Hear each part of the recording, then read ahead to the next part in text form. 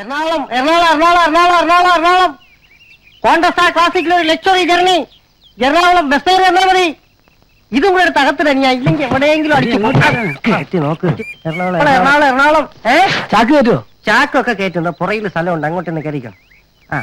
ആ ചാച്ചിയുടെ മടിയിലോട്ടൊന്ന് അഡ്ജസ്റ്റ് ചെയ്ത് തന്നെയാ. എറണാകുളം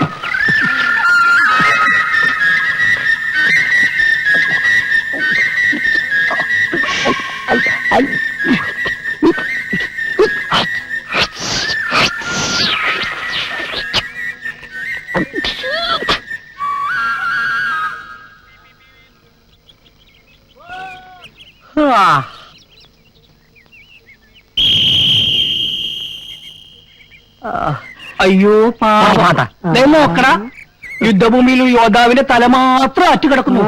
നമുക്കേ ചവറ് കൂട്ടിയിൽ കത്തിക്കാം. പറമ്പില്ല പുകർത്താൻ പറയാതെ യോദ്ധാവിന്റെ ഉടല് മണ്ണും കടി കൊണ്ടറാ. അയ്യോ നമുക്ക് പൊക്കിയെടുക്കാം. പിടിച്ചോ.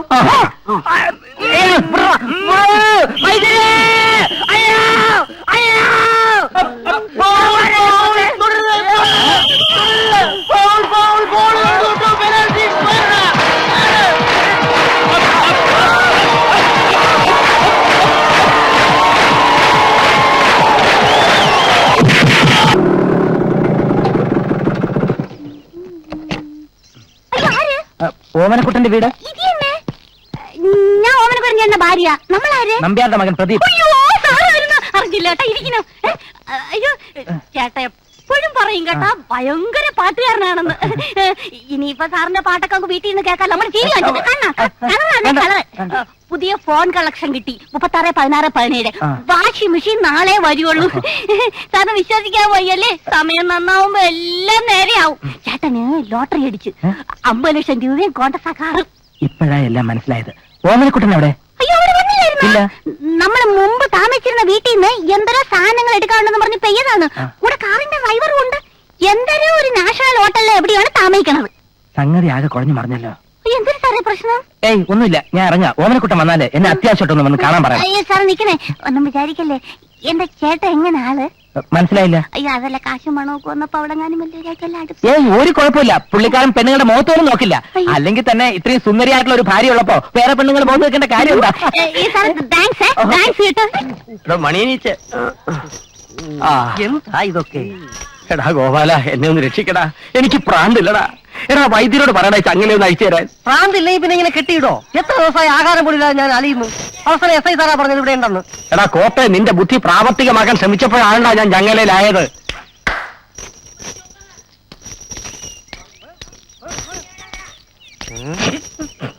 നമ്മൾ രോഗിയുടെ ആരാ? ഇയാളെന്റെ കാറിന്റെ ഡ്രൈവറാ. ഡാടാ, അസുഖം എങ്ങനെയുണ്ട് വൈദ്യരെ? ഒന്നും പറയാറായിട്ടില്ല. മൂത്ത അവസ്ഥയില. ശിരവും വസ്യസ്ത്രയും അഷ്ടാംഗ ഹൃദയം പ്രതികടയും സ്തുനയും. സ്തൊനയുടെ അസുഖ? അതെ. എന്ത് സ്തൊനയെങ്കിലും ആയിക്കോട്ടെ, സാവധാനം ചികിത്സിച്ചാ മതി. അഴിച്ചു വിട്ടേക്കരുത്, ഭയങ്കര ശല്യ. അസുഖം മാറാൻ 6 മാസമെങ്കിലും ആവൂലേ? എടാ പരമദ്രോഹി, എന്നെയാണോടാ? അല്ലല്ല, എവനെ വിളിച്ച. ഇതാ അസുഖം. മാന്യന്മാരെ കയറി തെറി വിളിക്കുക. കിട്ടിയ സമയത്തിന് നീ എന്റെ കാല് വാരിയല്ല. മിണ്ടാതെ അടങ്ങി ഒതുങ്ങൂടെ കഴിഞ്ഞോണം. എങ്ങനെയെങ്കിലും ഇച്ചിരി കാശുണ്ടാക്കി ഞാൻ നാട്ടിലേക്കൊന്ന് പോയിട്ട് വരട്ടെ. അതുവരെ വൈദ്യർക്ക് ബുദ്ധിമുട്ടൊന്നും ഉണ്ടാക്കി വെക്കരുത്. പോട്ടെ വൈദ്യരെ, എന്റെ ഡ്രൈവറെ എത്ര കാലം ചികിത്സിച്ചാലും അതിന്റെ പണം ഞാൻ തന്നെ തന്നേക്കാം. പോട്ടെ. ഇപ്പൊ ഞാൻ നിന്റെ ഡ്രൈവർ അല്ലേടാ, എനിക്ക് പ്രാന്താണല്ലേ? വൈദ്യം കൂടാക്കി എന്നെ നയിച്ചു വിടണോ? അയ്യോ എന്റെ സാറന്മാരെ, ഞാൻ കേൾക്കണ സത്യമാണോ? എന്റെ ചേട്ടന് ഭ്രാന്ത് പിടിച്ചാ? അയ്യോ കണക്കില്ലാതെ സ്വത്ത് വന്നപ്പോ കണ്ണാട്ടുപോയി. ഞാൻ പറഞ്ഞാണ് കടുകുമുളകും ചുറ്റിയിടാൻ. സമയം കേട്ടില്ല. അയ്യോ എനിക്ക് സഹിക്കാൻ വയ്യ. എല്ലാം നേരെയാവും. ഞാൻ അയാൾക്ക് വേണ്ട എല്ലാ സഹായം ചെയ്തു കൊടുത്തിട്ടുണ്ട്. ഞാൻ എങ്ങനെ എനിക്ക് ഭർത്താവായിട്ട് ഇവിടെ കയറി പോകാതെ ആ വൈദ്യുതി എന്ന് പറയും. അയാൾക്ക് മരി തരും ഭ്രാന്ത്. അബു, ഒരു ഭ്രാന്തന്റെ ഭാര്യയുടെ വേദന നിനക്ക് മനസ്സിലായില്ല. അല്പം കൂടി മാന്യമായിട്ട് പെരുമാറുന്നു. ശരി സാർ. അബു സാർ, ഇരിക്കട്ടെ. മാന്യത മാന്യത. ഓ മാന്യത. Sorry sir. സഹോദരി ഒന്ന് പുറത്തേക്ക് വന്നാലോ പ്ലീസ്.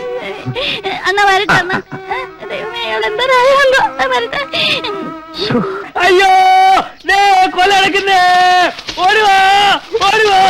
എവിടെ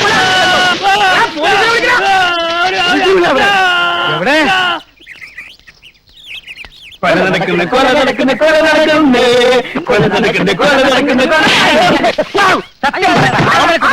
കയ്യെടുക്കണ സാറേ, ഞാൻ പറയാം. കഴിഞ്ഞ വെള്ളിയാഴ്ചയാണ് അങ്ങനെ ചടങ്ങ്. ചടങ്ങോ? അങ്ങനെ സഞ്ചാരി അങ്ങനെ മരിച്ചുപോയി. സത്യം പറയാം, അങ്ങനെ ഇവിടെ പ്രാന്താശുപത്രിയാ. എന്തോടെ വന്നാൽ ഞാൻ കാണിച്ചു തരാം. ഇവിടെ അടുത്ത് തന്നെ എനിക്ക് വണ്ടി എടുക്കാം.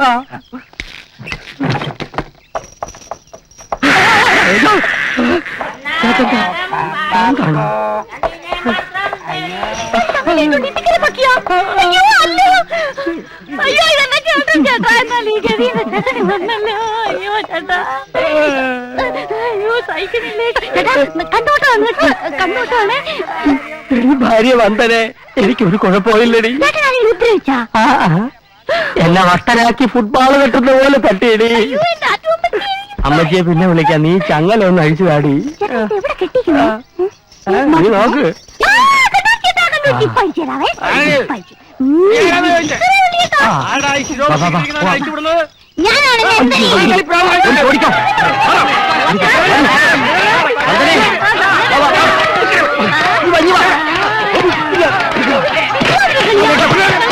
നീ കളിയൊന്ന് നോക്കി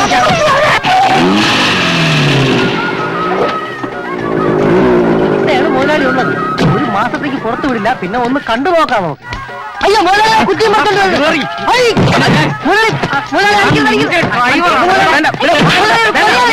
അയ്യോ